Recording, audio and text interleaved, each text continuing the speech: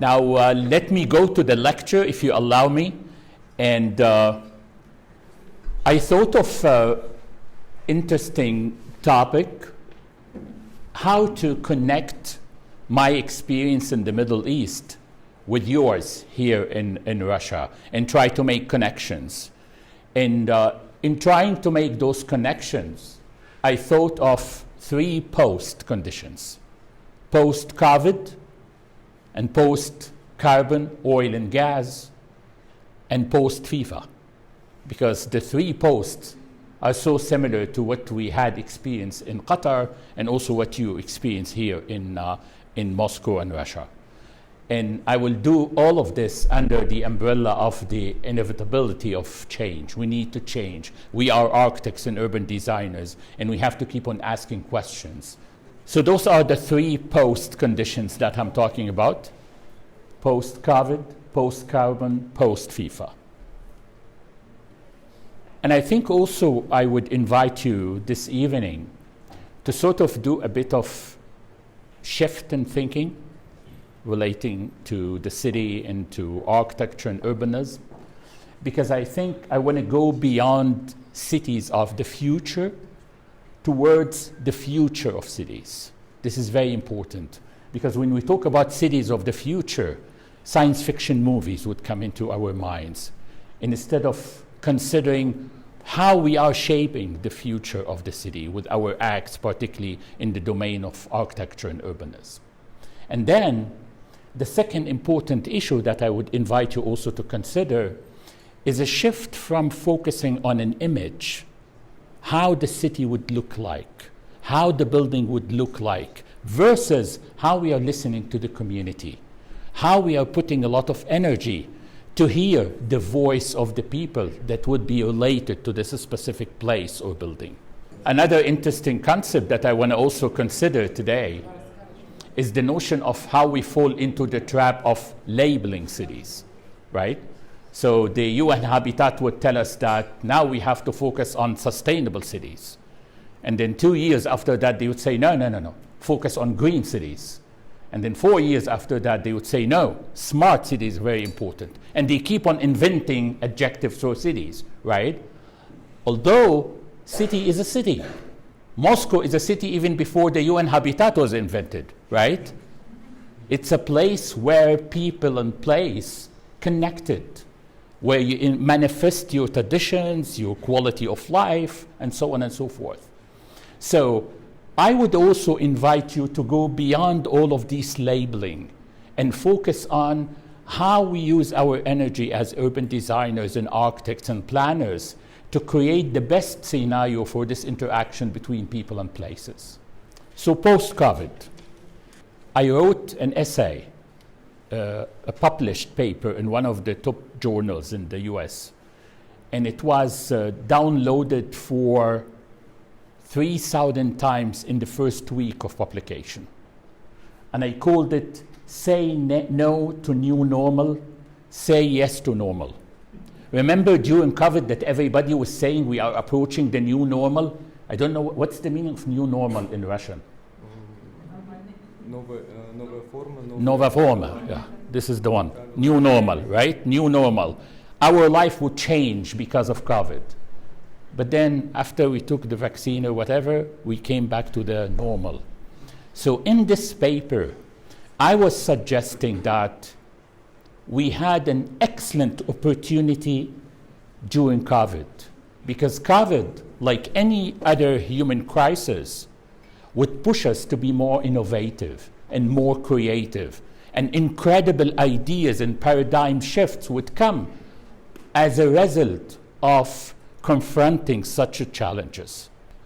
We did realize one of the fundamental lessons that we are constructing, but actually we are deconstructing our environment with all what we're doing in terms of architecture and urbanism and exploiting our natural resources to the extent that suddenly animals occupied and reclaimed the city rather than people. And we started to have very interesting human experiences related to the notion of fear. Fear from people. For the very first time, we started to construct a different quality of fear. because you don't want to get the COVID. So you want to keep distance between you and people, right? And then also being in such a very dramatic psychological status because of isolation, because of being alone. And we also realize that there's no justice in the world. People afford to have masks even for their dogs, right? While other people in other places, in other cities around the world, they cannot even afford the lockdown. They have to go on a daily basis out, because going out is the only way by which they will put food on the table of their families. So those are Indian ladies during COVID trying to get a job, a daily job in a farm or a factory, what have you. And you cannot talk here about keeping distance or using a mask. And therefore, some cities were able to have the lockdown while other cities cannot. And suddenly, we started to go back to all the principles, to the normal. Although we were talking about a new normal, but actually this is the normal. The compacted urbanism, the village-like kind of urbanity, where you have a sense of community, a sense of walkability, a sense of social interaction with other people. Another interesting issue that emerged during COVID is the meaning of the house. Is it a house? Is it a shelter? Or is it a home? Suddenly we started to rediscover our relation with our homes and houses and apartments and so on and so forth. Because for the very first time for a lot of people, they were obliged to stay there for hours and weeks and months. And hence, suddenly we started to revisit all those spaces. We started to redesign it. We started to make priority for the family, not priority for whoever would visit us or whoever would spend time, but the priority was for the family. And we know that those kind of projects, the public housing projects, that never treat people as human, but they treat them as numbers, were destroyed. Were destroyed in community celebrations in other places around the world. We never learned from these experiences, and we also never learned from COVID how we revisit the concept of housing and the concept of providing real sense of home for people. But they're still doing that. This is a housing project that was open in the Middle East, in a city in Egypt, again dealing with people as numbers. And ironically, just 4 kilometers out of this project is the graveyard. And I would argue that it's by far much better. We also realized that very small elements in houses, sometimes we're not really focused on it. Particularly in the Middle East, people used to be proud of, bragging about that we don't have balconies. We have air conditioning in all our spaces. Why I need balcony? Why I need a window? But during COVID, the balcony was your connection with nature, with your connection with the outdoor spaces, with your connection with your neighbors. As this example from your place in Italy, people used even the balcony as a stage where musical performance was done just for the morale of the community. So we started to rethink the connection between homes and nature in different forms, even a small terrace, a roof garden, internal courtyards, terraces, how to allow natural ventilation and natural lighting. All of these elements are normal, but we really forget about it. We also realized that it's very important to have wonderful houses, great design for apartment buildings, but the sense of neighborhood is fundamentally important.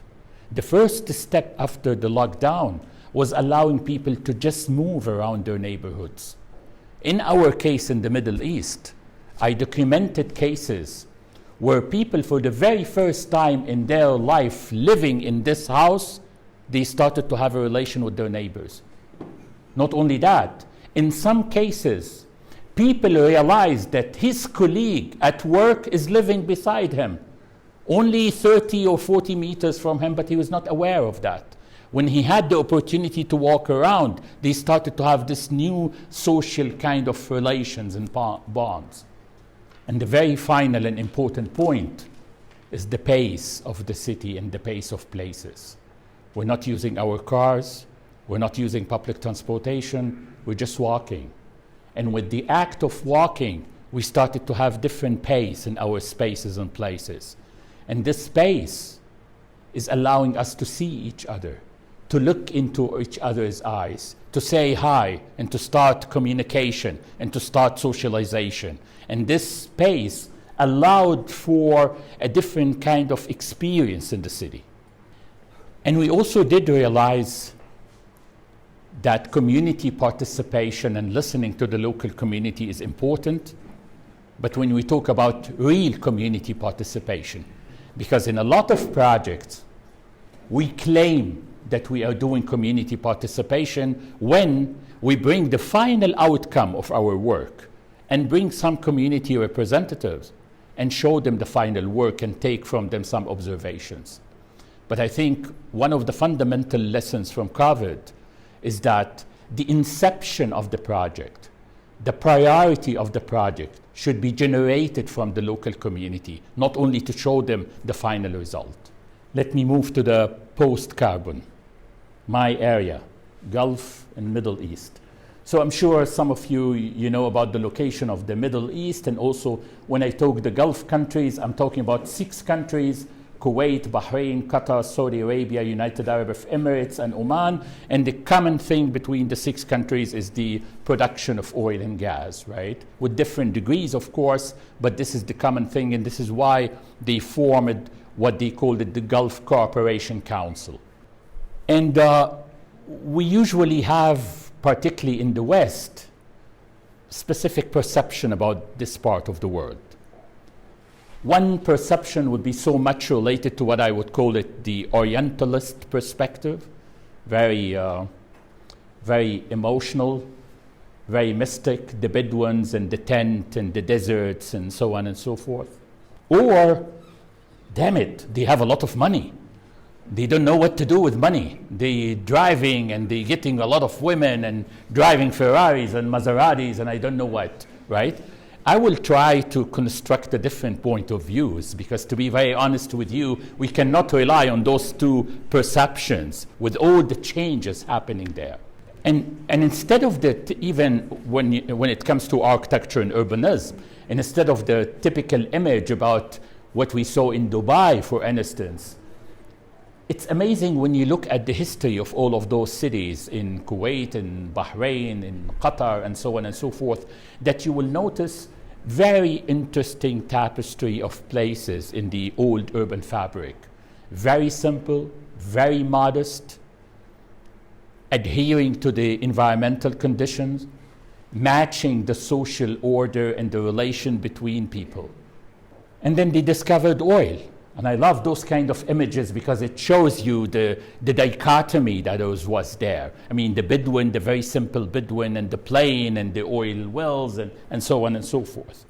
But also they realized that oil is not here to stay. Not only because of the depletion of drying up the oil, but also because there's a huge environmental movement in the world where we will be relying on renewable resources. I kept on walking in the streets of Moscow for the last 2 days. I did 20 kilometers every day. And I was amazed to see all of these electrical charging cars scattered here and there. So a lot of signs suggesting that we are approaching the post-oil and the post-carbon paradigm. What more evidence you need more than that? The very first solar-powered plane took a trip around the world. And the first leg of the trip was from Abu Dhabi, the capital of the United Arab Emirates, going to Muscat, which is the capital of Oman. So 2 Gulf cities. This plane took a trip around the world without a single drop of oil, suggesting that the post-oil paradigm is not coming, we are living the post-oil paradigm. I did a lot of research and writing about the Gulf cities, And I would argue that within the last 10 years, we can see three main transformations. One is related to the impact of Dubai, what I call it the Dubaification of Gulf cities and Middle Eastern cities. And then the notion of sustainability and how sustainability and green urbanism can affect what decisions there. And then finally, when you realize that the oil economy is not the answer for the future, how to move to knowledge economy and creative economy in different forms of economic pillars. And this is Dubai 70 years ago. So I know some of you visited Dubai and you saw the towers and Sheikh Zayed Road and so on and so forth. But a lot of people would never realize that only 70 years ago, that was the situation in Dubai. Very simple fisherman village with very simple people, and then the icons of modernity started to enter when they discovered oil. But Dubai decided to have its own brand, its own architecture and urban brand. And this brand was based on what I called it iconic development, real estate fantasies, projects that would tell you it looks like a palm, but you need to fly on top of it to see the palm, or a project which looks like the world map divided into tiny islands, and you can buy an island and build a house on top of this. A lot of fantasies. But they were able to use those fantasies with a very interesting slogan: build it and then they will come. So it doesn't matter, we have plenty of money. We can build and then later people would come and occupy this. So you see the spectacle of the city. Remember my first slide about the image of the city? So it is a very fascinating image. But then it's very important for us to go beyond the image, to go beyond the spectacle. This is our job as architects and urban designers and planners when we do an analysis of spaces. We cannot only buy the image, but we have to focus on the experience between people and places. And what was interesting about the model of Dubai is that it created what I called it the fallacy of regional and urban competition. Who will build more? Who will build bigger? Who will build higher? I told my friends in Genpro about these two towers. Most of you know about Burj Dubai, which is Burj Khalifa now, the highest tower on earth. And in the day of its opening, the top prince in Saudi Arabia, he said, "What's this noise coming from Dubai?" And they said, "They are opening the highest tower on earth." And he said, "And what's the height of it?" They told him it's 880 meters. He said, "Wow, we have to compete this. Call Norman Foster now and tell him to build 1 kilometer tower in Saudi Arabia." But what was interesting is that the same consultants and the same advisors that kept on telling Dubai, "You guys are doing great. You are creating unprecedented model."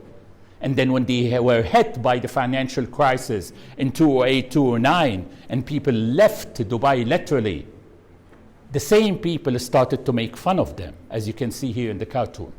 So the fancy skyline, the image, as I used it in the beginning of my lecture, is not helping anymore. There's also a huge, huge challenge when it comes to climate change challenges and climate change because of everything related to climate change is there. The heat waves, the scarcity of water, and the sea level rise.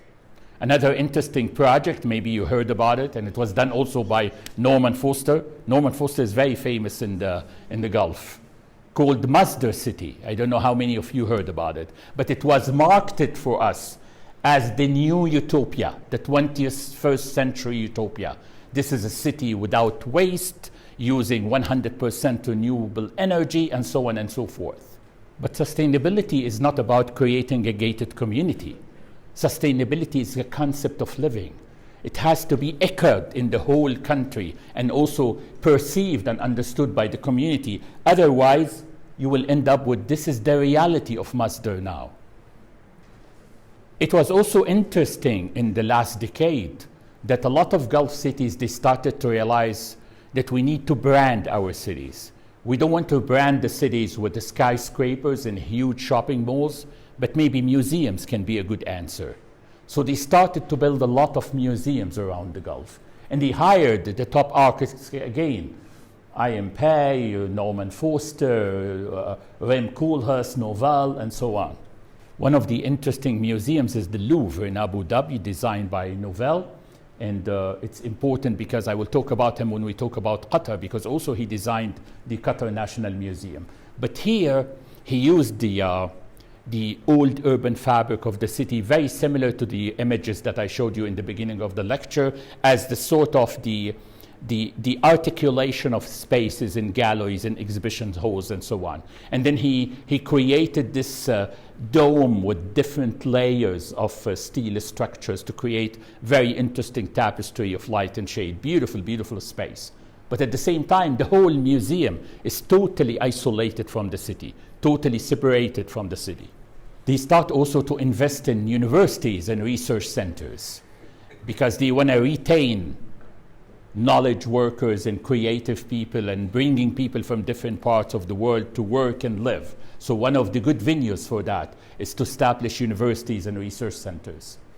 If you're following what is happening in Saudi Arabia now, I would claim that we are witnessing a very interesting transformation, and I would call it, if you see what I was trying to establish for you, the notion of Dubaification and the impact of Dubai, I would argue now that we are moving from Dubaification to Saudification. Meaning what? Meaning that MBS, the new crown prince, he's using the exact manual of Dubai. Build weird project, make people just talk about what we are doing.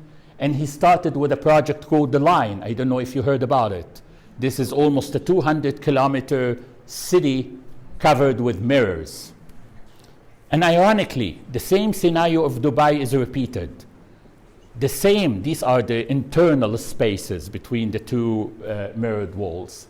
The same consultants are now saying, not Dubai, Saudi Arabia is doing a wonderful job when it comes to sustainability. They're creating a new utopia. This is the future of architecture and urbanism. Exactly the same scenario that they did with Dubai 20 years ago. You know, in Saudi Arabia, they have the Kaaba. The Kaaba is a cube. This is the most sacred place in Mecca. But now they are modernizing Saudi Arabia. So they decided to have a modern Kaaba, right? And this modern Kaaba is 400 meter by 400 meter by 400 meter, right in the middle of the city. And they called it Damukab, which is the cube. And again, this is the kind of project that we just need people to talk about us. And therefore, you will find articles in the New York Times, the Washington Post, the Guardian, all of them are talking about the line and the Mukab and the Kaaba. And when you go inside, you will see the future. The future is there. The future is manifested inside the Mukab. Now, let me move to our narrative in Doha. And again, I was telling our friends in Genbro about my mission. It will be very tough because only 25 years ago, Lonely Planet selected Doha as one of the most boring cities in the world. Very tough. So imagine I will try to convince you that I am doing a good job in a city that was selected to be the most boring city on earth. Mission impossible, right? And the city started very similar to my narrative about the rest of the Gulf, very traditional fisherman village. As you can see, the very unique Gulf architecture, very simple. The heights are only the outcome of some minarets of the mosque scattered within the fabric of the city. This is the origin of the city in 1937, a very humble fisherman settlement. And it was a very, very tough life, because the main economic pillar was fishing and pearl diving, and both of them during that time in the 40s and 50s was very, very life-consuming jobs. And you see the quality of architecture and urbanism and the small alleys and the courtyards and using the local materials. And then they discovered oil in 1939, but they start to sell oil in 1947. And it was again a transformation, because for the very first time in their history, they started to have regular income rather than the fluctuated income coming from fishing and pearl diving.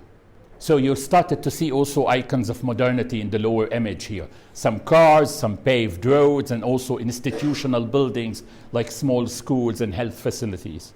And one of the fundamental questions that we posed for ourselves was related to when we started to see how the city evolved, how the city developed, using this unprecedented value of money in making the city really enlarge and doing what we called it urban sprawl in different directions.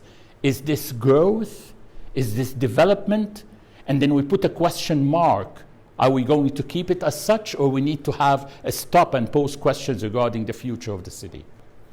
Just to put things in perspective, this is the map of Doha in 1937, and this is the same square as you see it in Doha today. So you imagine the pace of the urban sprawl that the city witnessed in the last 60 or 70 years. These are images of the waterfront that I took myself. And the difference between the first image and the last image, 10 years.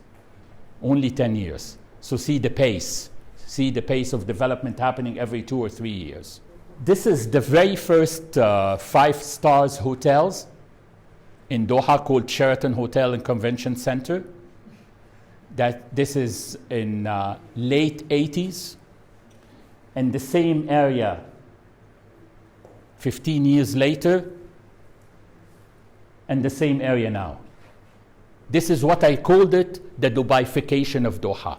At that time, I have to confess for all of you that we were under the impression of Dubai is the solution. We have to imitate Dubai. If you have big shopping mall and plenty of skyscrapers, then you are a global city.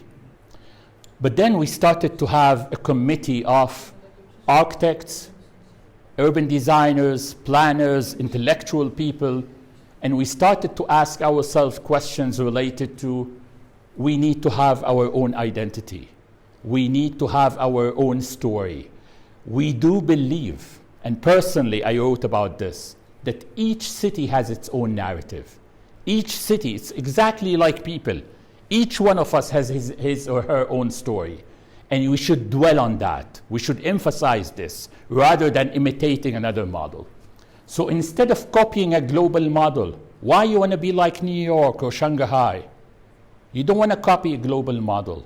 And you don't want to copy the copier.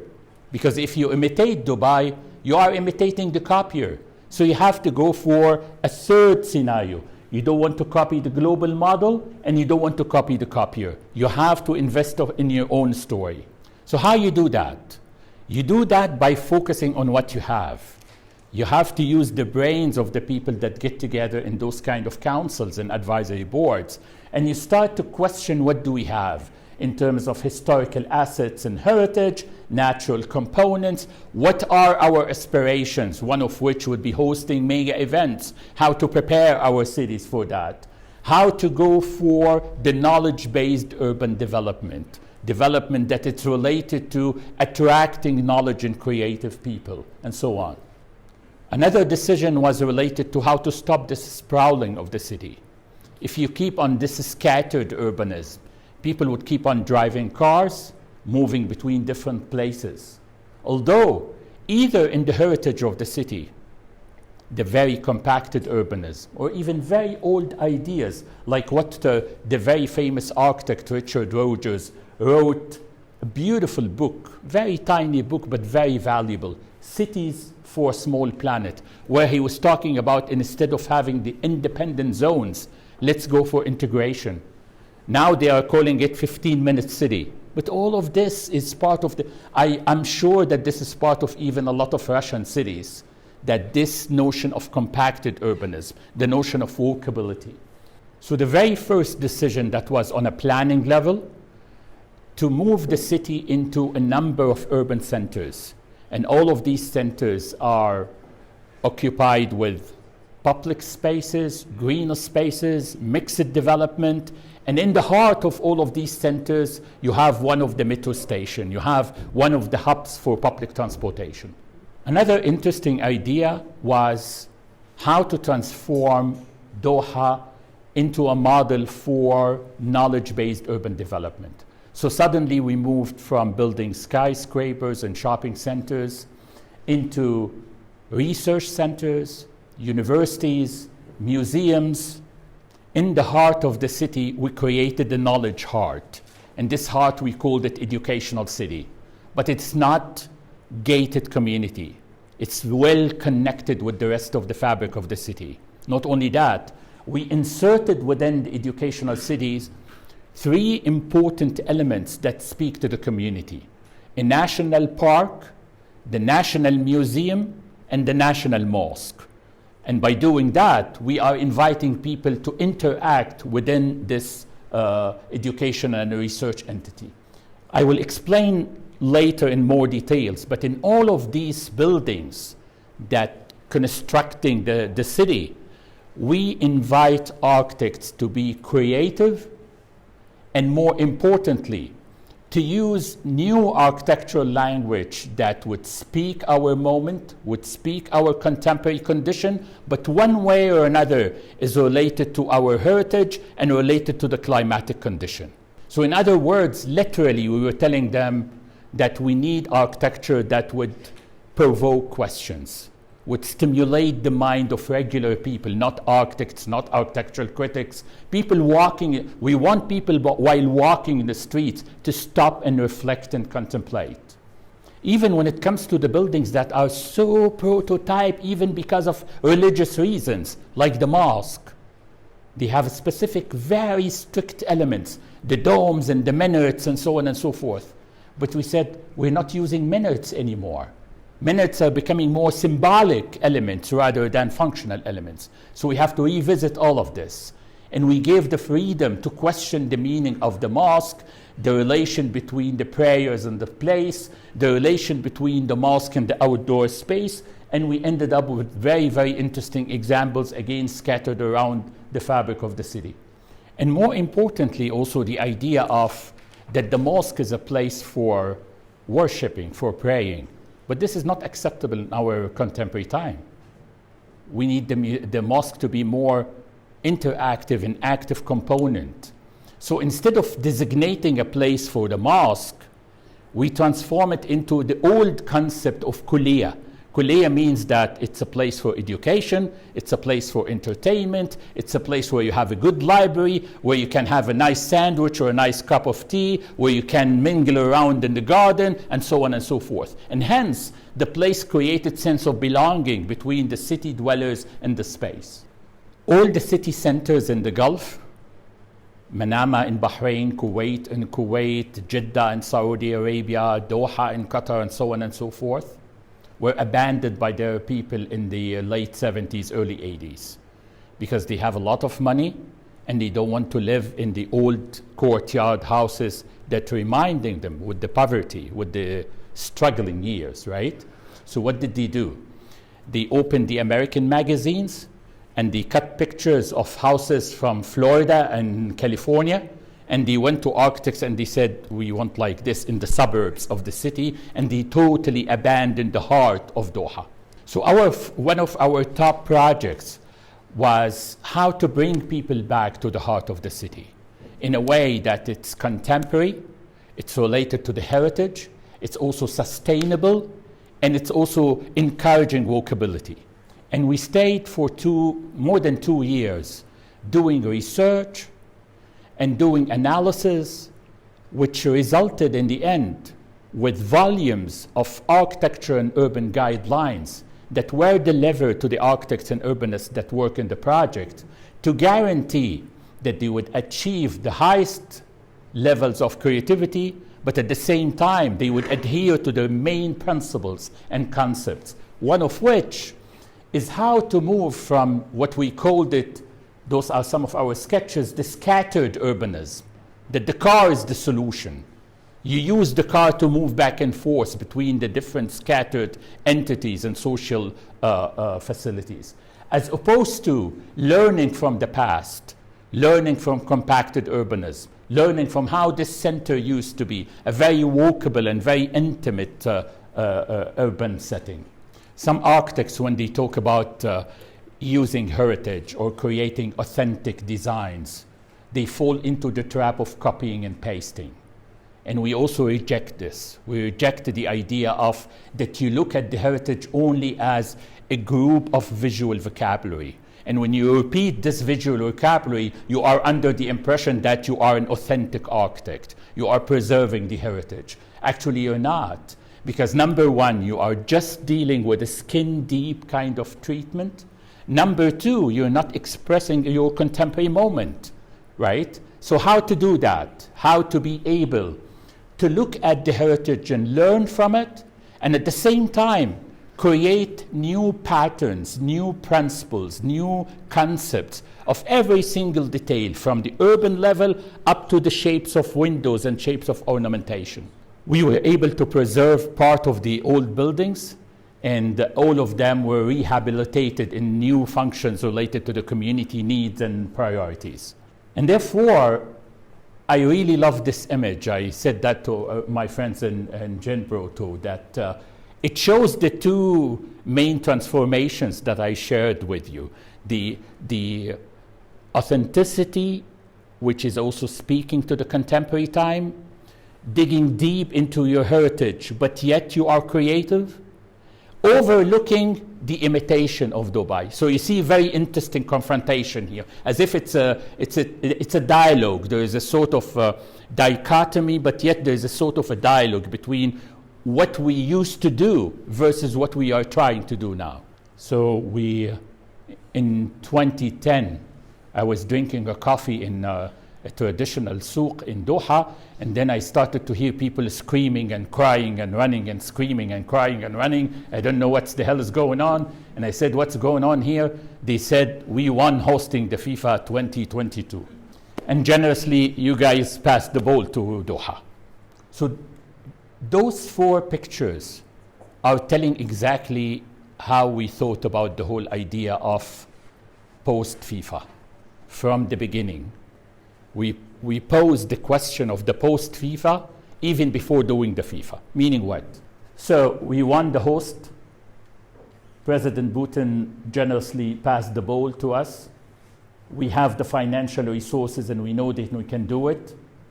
But it was very important and crucial to think about what would happen after the FIFA. What would happen after we invest all of this money? Are we going to end up with a frustrated community, or we will use the event for our prosperity? So we need an alternative narrative. And as I wrote here, it's about how hosting this event would be used as a catalyst for a better future. And it's important to learn from other experiences. And therefore, we went to South Africa.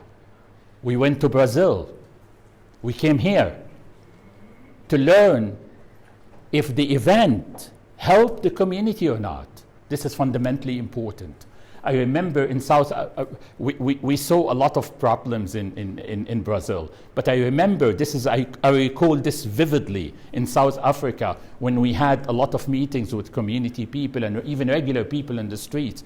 All of them, they told me that we felt that we were betrayed. Everybody was telling us that after the FIFA, we will have a lot of investment and a lot of wonderful projects and excellent infrastructure, and we ended up with what? White elephants, those big stadiums that are transformed into capital for drug dealers, and hotels that we cannot even afford to walk by it. So what is this new alternative that we were trying to compose or to guide us? We need to move from the event, the city is serving the event, to the event is serving the city. The main mistake that we saw in Brazil and in South Africa, that the whole city with its resources and community and everything was serving the 30 days. We thought, no, this is totally wrong. The event should serve the city and should serve its future. And therefore, the very first decision that we made is that we don't have an organizing committee. Because organizing committee, by definition, is suggesting that you are organizing an event. And once you're done with the event, khalas, nothing. We transformed the title of the committee into a committee for project and legacy, meaning that every single act will be judged and evaluated with how much it has an impact on the future of Qatar, not the 30 days of the event. Let me share with you quickly some of those pillars.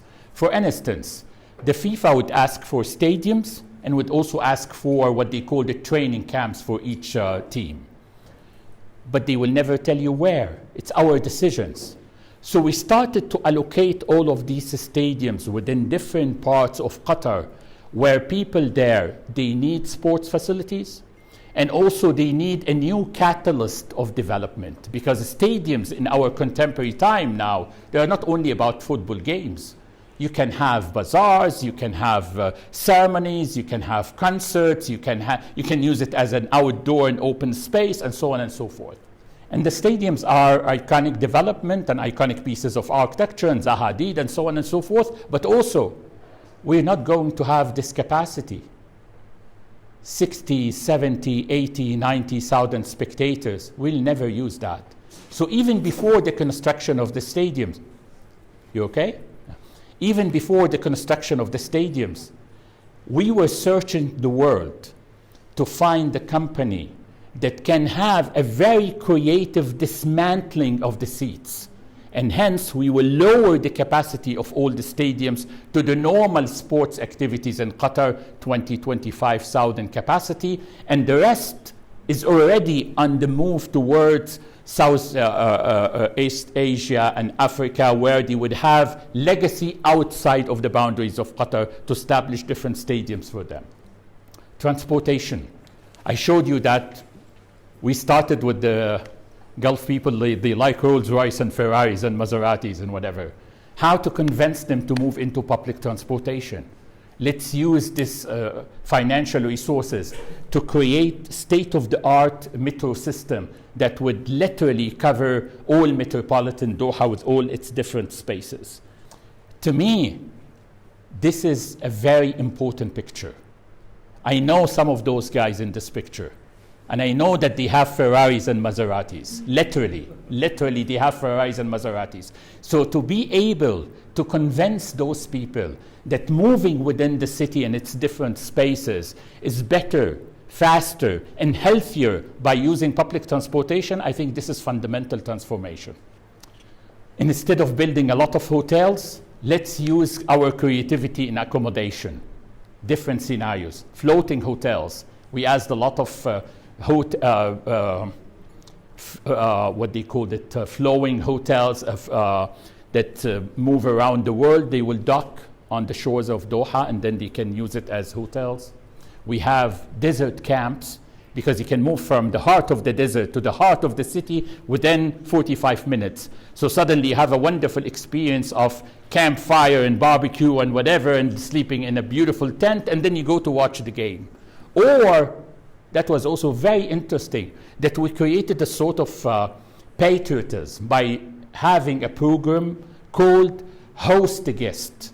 So if you have a big house, you have a summer house, nobody's using it, you have I don't know how many apartments, how many rooms, be positive towards your country and offer some of those, and you cannot imagine how many spectators live within the houses and the apartments of Qataris and expats. Also, the notion of what people would do before and after the matches, and therefore public spaces and green spaces and recreation spaces are very important. And we created a whole strategy. You want to take the other photo? This one? Go ahead. You want to take a photo of this? Go ahead. Yeah. So we created a whole strategy for that. And this strategy resulted in, instead of the typical beautification, we moved towards humanization of streets and public spaces and creating gardens and parks and national parks with different levels, all the way from the residential neighborhood all the way to the level of national parks. This is a very good example of the transformation that we had in Qatar. This is a piece of land which is overlooking the bay, and it was designated in the old plans to have one more of those highest tower on the Gulf or what have you. And then it was totally replaced in the new vision with an addition to the park. Another important lesson that I want to share with you tonight is related to star architects. It's very important to have star architects. They add a lot to the city, and it's nice to say that we have Zaha Hadid or Rem Koolhaas or what have you. But I think the most important lesson here is that we told all these star architects that you guys are amazing, incredible talent, but you are ignorant about us. You don't have the local knowledge. You need to listen to the local voice. And therefore, every single design process that was done by all of these guys were done via a dialogue with them, an architectural dialogue, where we appreciate their capabilities, but also we insert our design agenda and our understanding of the local users. So when it comes to the Qatar National Library, this is the case of the Qatar National Library with Rem Koolhaas, we told him that we are not library goers. We don't go to libraries. Why I have to go to library? To read? Why I need to read? Nobody's reading, right? The new generation, la, la, la, la, la, la. So how to transform the library into a social destination?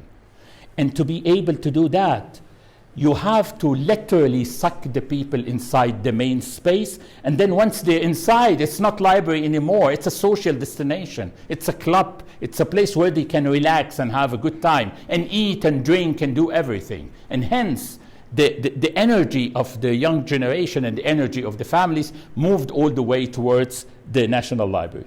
But the main concept in the two museums, the Museum of Islamic Art, designed by I Am Pei, and the Qatar National Museum by Novell, was again listening to us. The success of the two projects was related to how both of them were able to appreciate that there is knowledge and there is a local voice that should be appreciated. So this is the case of the Museum of Islamic Art.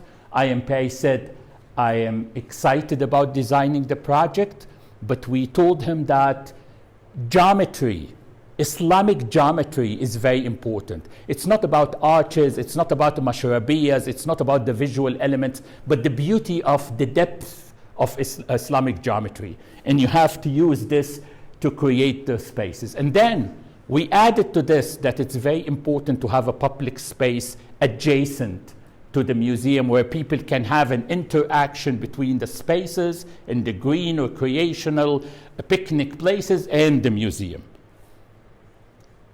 The same story with the Qatar National Museum with Novell.